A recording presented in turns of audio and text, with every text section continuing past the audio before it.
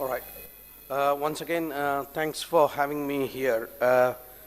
Now, this topic is I'm quite passionate about it.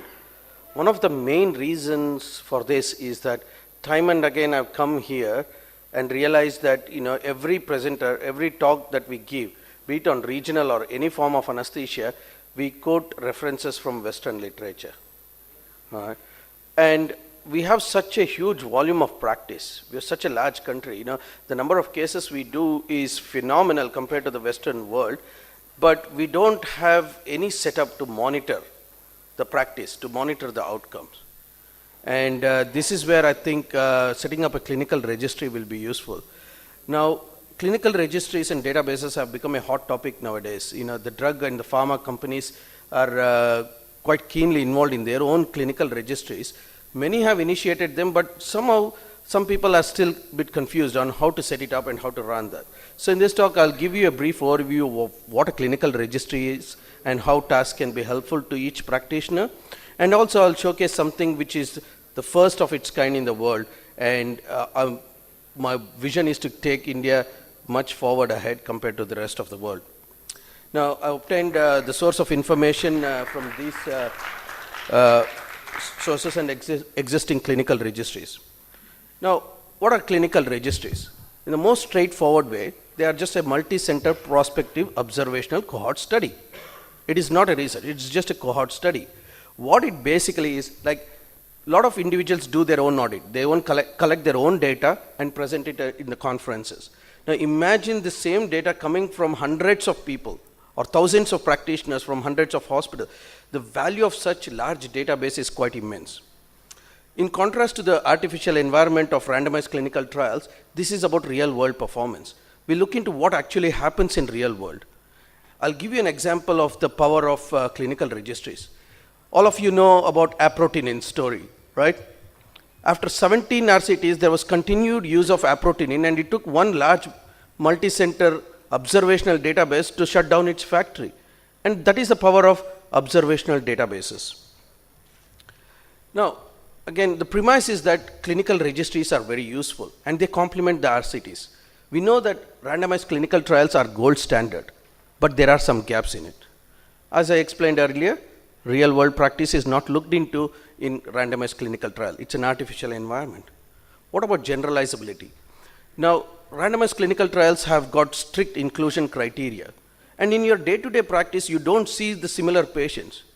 And you will get different kinds of comorbidities, different age groups. And it is totally wrong to extrapolate the results from a randomized clinical trial into your day-to-day practice. So we need some kind of a guidance, actually, what happens in real world. How should we do in this real world? What about applicability? Now, the choice we as anesthetists that we make to individual patients can influence outcome. Type of needle that you use. One person might use a 27 gauge, the other person might use a 23 gauge. But in randomized clinical trial, they don't do that. If there is a randomized clinical trial, they use only one type, or be it just needle type, be it either you use a blunt tipped needle or a short bevel needle versus a sharp needle for blocks. There's not much of comparison there. But so what I mean to say is the choice that we as anesthetists make can influence the outcome, but there is no measure in RCTs for that. Finally, there is not enough money in this world to conduct very large randomized clinical trials to identify those rare occurrences. So we need very large numbers. There are different types of registries. It could be condition or disease registry, clinical quality registry, or a drug device or product registry. And any one registry could be doing all the three functions. So there are two existing registries in regional anesthesia, one in adult and another one is in pediatric. The pediatric regional anesthesia registry is in US. It's called as PRAN, not the Hindi movie actor Pran, but it's called Pediatric Regional Anesthesia Network. But because they've got a computerized system, the data collection is so efficient. And this Aurora, this is where my inspiration comes from, is a web-based registry because almost all Australian hospitals have computers at the bedside or in the theaters. So they can enter their data of their practice and they can derive meaningful outcomes and also publish their results, trying to know what people are doing, what is happening. And they also developed this picture might not have come very well, but it's freely available on the net, or ask me later. They also developed, based on their experience and collecting data, they developed guidelines for neurological complications. Now, we all know that neurological complications are so rare, and you can't remember how to manage those complications. So, the question is, do we need a clinical registry of regional anesthesia in India? How many of you think yes? My job is done. Thank you very much. Now, let alone the variation between developed and developing nations. There is huge variations in patient population, interracial variations. We know there are genetic variations, there are physiological, anatomical, all kind of variations. So it is not good to extrapolate the data from Western country to Indian population. You can't tell your patient, look, this is the incidence of this. How can you tell that? Because your setup is different. Sibsagar is different from Liverpool. But a doctor practicing in Sibsagar can quote his own reference by his own literature and by Indian literature of similar setup. And we got, as I told earlier, large population base, high volume of regional anesthesia practice, and there is large variation also. We all know that. There are some here who do ultrasound, some use blind technique, some use PNS guided, but we don't know what's happening. Now, regional anesthesia, I think, has grown exponentially in the last decade or so. So, an ever-expanding system, but an unmonitored system is a dangerous system. So I think we are now living in a dangerous phase where left, right and center, everyone wants to do a block or learning the block to do, but we are not looking at how effective their block is. Individually, when you meet people in the conferences, there will be one person, hey, tab block kuch kaam nahi karta. There will be kuch nahi, people just. But we don't have evidence for it. When we don't have a centralized body like ASRA or the ESRA who collect such data, provide guidelines to the practitioners, and provide education. And again, rare incidences happen rarely, we know that. So we need a large database. Clinical registries, past, present and future, we'll look into what's been happening to it. In the past, there were paper-based registries. So there are very big registries in the world, like the lung cancer registries, the breast cancer registries. They provide useful epidemiological information. Even we all know, or there is no actual cause, but you can say possible cause of smoking causes lung cancer. But where did that derive from? Is from a large database. So, but it was quite cumbersome. Multi-center, they were all collecting it on paper, sending it across to the central unit, and then they are putting across that data. It was very hard. It was very expensive. There were a lot of illegible entries. And the current one is a web system which works perfectly well, but you need a computer at each place. But the future is all about apps. How many of you have got a smartphone here? 100%, right? Yep. So this is the future. Apps and cloud-based is the future, because we all know smartphones are really smart. They are user-friendly. And you can have offline data storage and upload any time of day. And you can enter the data right when you see the patient. So there is accuracy. There is no illegible entries. So as I said, there are two web-based registries, but they do have some limitations. Now, the significant disadvantage is that they've got strict criteria of what are their registration requirements and web computing requirements. What I did was, a year ago, I did a survey on online anesthetic forum to people to find out what their thinking is. And I looked at how, their practice setup was pretty much similar. And more than 90% of them conduct regional anesthesia and 70% on a daily basis. So again, looking at huge numbers. But 70% of them don't collect any data, or they don't do any audit of their practice to know that they are doing well. The key thing here about audit I want to tell, especially at the end of any workshops or conferences, especially regional anesthesia workshops, I can see a bunch of anesthetists who are keen to get on to work next day to try that new block or new technique. With a syringe and needle in hand and looking at the ultrasound pictures, thinking that this might be the nerve, they're poking everywhere. Sometimes I do get worried. Some are good, some are very good in their practice, some are successful, but some blocks just die out of their practice.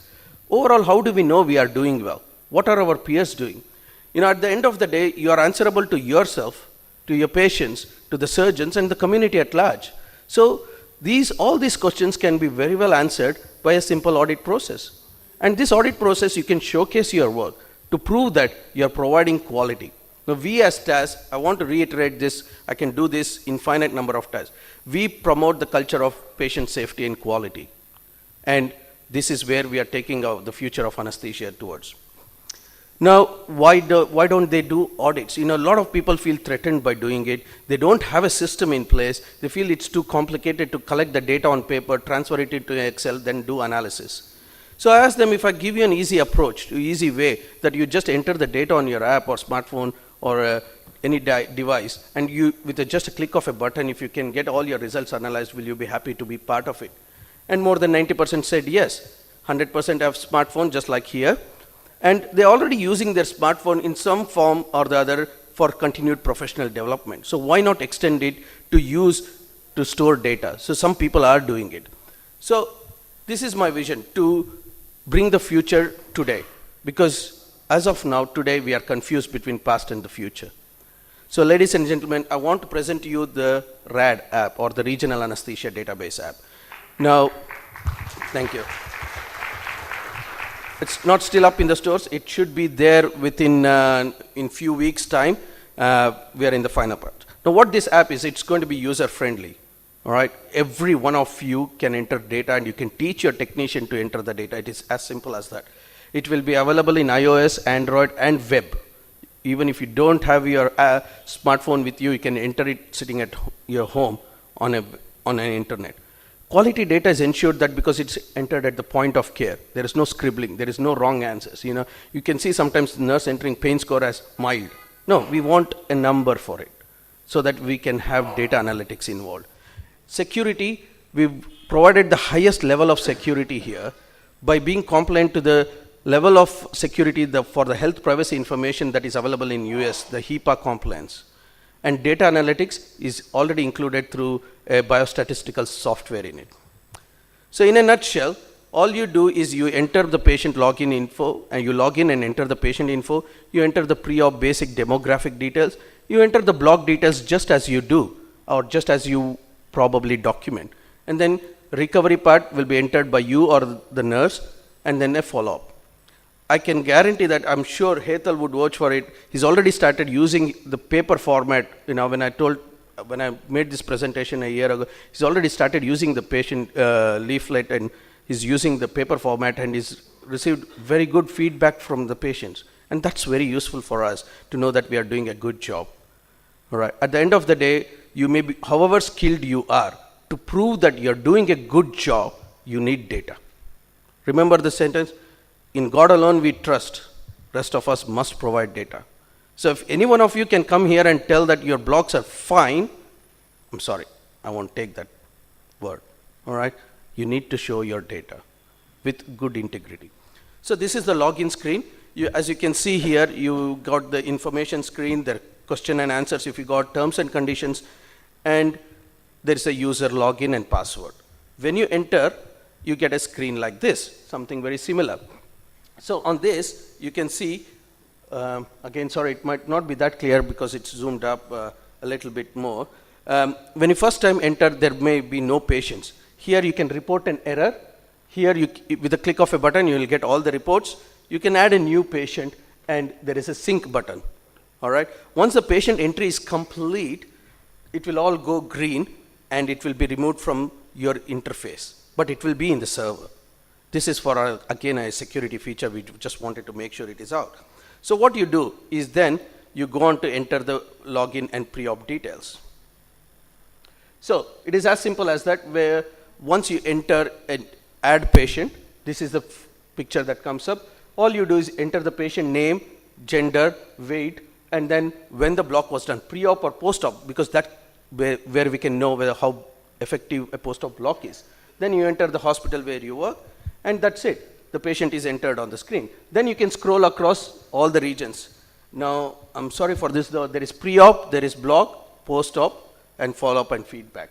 So you enter the basic information, type of surgery, elective, emergency, or what is the name of the surgery, type of specialty, ASA classification, and some comorbid features which can influence the outcome after regional anesthesia. And then there is some safety feature which I want to stress upon is whether you've been using basic monitoring, have you got any resus equipment available, and lipid rescue available. Now, the fact is that we all know practice patterns vary across our country. But at least by this process, I want to give an opportunity to people to think that this is a safe approach. I should be doing this. Their conscience should wake up when they click no. So that is my idea behind this. And also we can look into the pattern. And as a registry comes up, we can come up with guidelines for our practitioner to say, look, 60% of our practitioners are not having basic monitoring facilities or basic research equipment and all those things, and time to change. Right? As you can see here, when the entry is done, the pre-op is in green, but the rest is in black. So I'll quickly go through now, and then you go on to enter the block details. Now you go back to the same patient and go to the block section and enter the block details, whether it is for a sole anesthetic or an analgesic purpose only. What is the location of the block, type of block, what type of needle you used, what technique you used, ultrasound, PNS or landmark, whatever you use, what is the local anesthetic you used. You can see this took less than 1 minute. And by practice, initially it may take 5 minutes, but I can guarantee by 10 patients it will take 1 minute. It's so easy to use. Were there any acute complications? Were there any technical complications? What adjuvant you used? So we need to monitor these trends to identify the outcomes, whether using adjuvants is useful or not, or whether it causes harm. Next, you go to the recovery part, and this either you do it yourself, or if you want an unbiased report, you can ask your recovery nurse to enter the data. Is basically collecting the pain scores and opioid requirements in recovery. Okay, and then finally follow-up and feedback. Now, this is one neglected part in our practice, from what I understand. How many of you, after giving a block, follow up with the patient, say 24 or 48 hours later? Okay, that's quite few. So this is very useful learning experience. As you keep entering, you actually learn to either improve or to make any changes. Basically what you do is, identify the duration, what analgesics were given, did you give any multimodal analgesia? And when it comes to feedback of the patient, that's very valuable, and that is one process where even Surajit was mentioning, we as anesthetists, it gives us an opportunity to educate our patients about blocks and make our presence felt. And that is where I can guarantee that his success comes from the cause that he is for the patient always, and he educates them. Finally, the most interesting part and the most awaited part is when you click on the reports. Now, when you click on the report part in the app, it will take you to the web interface because reports are quite massive. Okay, so what you do is with just click of a button with the choice of date you want. Say if you want a 1 year period of data, you can just choose, and then you get the basic demographic data all ready to go. You can just take this, put it in your PowerPoint, and you're ready with your presentation tomorrow. If you want to showcase your work, you can just do it with one click of a button. Basic demographic, basic ASI classification, all those things in graphs and charts. Okay? So, if you're worried about security features, sorry, I'll go back to this slide. I can guarantee, if you want more details about it, don't hesitate to come back to me. And my dear friend who was involved in developing this project, he's my childhood friend standing there, Prashant. So together, it was a dream, and we put in nearly 2 years of effort into this, to developing to this stage, and trying to make it as economical as possible. So a lot of time and effort has gone into this. So this is my vision, to bring the future to you today. But then you might wonder, what is magic? An app which is so simple to look and to function, but technologically so advanced, is what I call to be a magic. And the possibilities out of this magic are infinite. Now, I don't want it to be just a database app. We can have a national registry, we can have a task registry or a national registry, whereby each of you who have entered the data can compare your data with the national data. So you got a benchmark. Now, benchmarking is the best way for quality improvement. Okay? If any one of you have done some kind of quality improvement activities, or if you've done MBA, or if they'll talk about benchmarking. What the rest of India is doing, how I can improve, what changes I need to do. This is where it lies. Okay? But then we didn't want to stop there. We can provide you with subgroup analysis. Tomorrow, if one of you just want to look at supraclavicular block, just with one click of a button, your 1 year or 2 year data or 3 year data of supraclavicular block will be there. So your presentation on supraclavicular block is ready. You can produce infinite number of theses. For residents, it is immensely useful. They can just generate thesis after thesis or research after research. Now remember, it's a prospective observational cohort study. It's got a strong value in the evidence-based medicine. And we as practitioners, every one of us should practice evidence-based medicine. So why not you produce your own evidence? That is the one. Next is suggestive care with clinical guidelines and treatment. So with the data available, we'll be able to identify the positive and negative trends, and we can provide you with the guidelines how to improve your practice. And also treatment algorithms. Now, not every one of you will be skilled enough to have the knowledge to treat acute complications. Say, if there is a LA toxicity, it's a panic situation. How do you treat it? Just a click of a button in the app, you'll be able to get a guideline approach or an algorithmic approach to treat complications. Neurological complications, they are so rare.